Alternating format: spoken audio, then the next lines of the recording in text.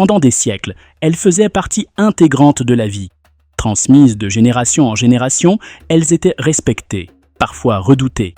Mais aujourd'hui, certaines traditions africaines sont interdites, réprimées ou tout simplement abandonnées, pour des raisons sanitaires, religieuses, politiques ou humaines. Voici 7 traditions africaines aujourd'hui prohibées ou tabous, que tu ne verras peut-être plus jamais.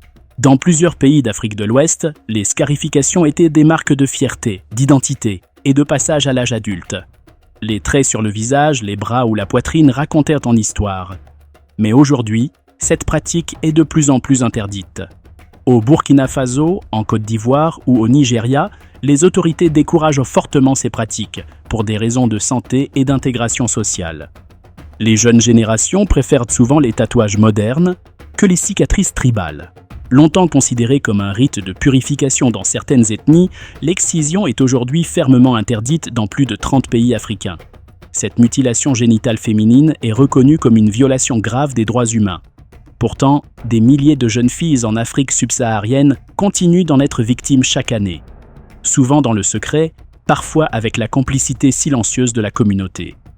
Une lutte est en cours entre coutumes anciennes et lois modernes. Tu penses que les procès pour sorcellerie ont disparu depuis le Moyen-Âge? Détrompe-toi. Au Ghana, au Cameroun, en République centrafricaine, des femmes, des enfants ou des vieillards sont encore accusés de sorcellerie.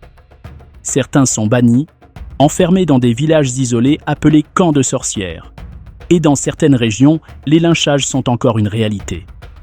Officiellement, les États condamnent ces pratiques. Mais dans la réalité, c'est plus compliqué.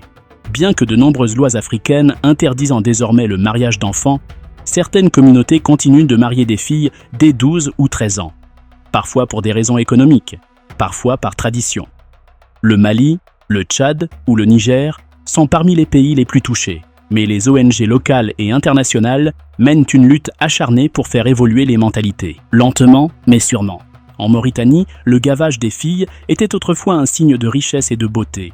Plus une femme était ronde, plus elle était considérée comme désirable. On forçait parfois des jeunes filles à boire des litres de lait de chamelle et à manger jusqu'à vomir.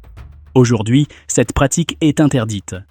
Mais certaines familles continuent discrètement, par pression sociale ou attachement culturel. Dans certaines sociétés africaines traditionnelles, seules les lignées masculines pouvaient hériter de terres ou de biens. Les femmes n'étaient pas considérées comme héritières légitimes. Pourtant, le droit moderne impose l'égalité.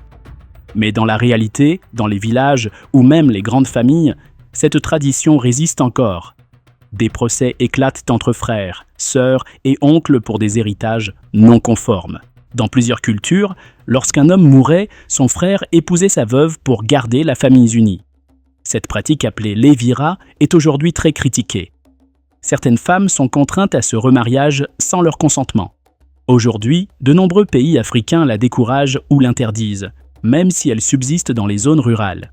Les traditions sont les racines d'un peuple, mais toutes ne peuvent survivre dans le monde moderne. Entre protection des droits humains, lutte contre les violences et respect des cultures, le débat est parfois tendu. Alors toi, que penses-tu de ces traditions interdites? La loi a-t-elle toujours raison? Ou certaines coutumes mériteraient-elles d'être protégées? Dis-le moi en commentaire. Et surtout, abonne-toi à Nonsi Jelly pour ne rien rater.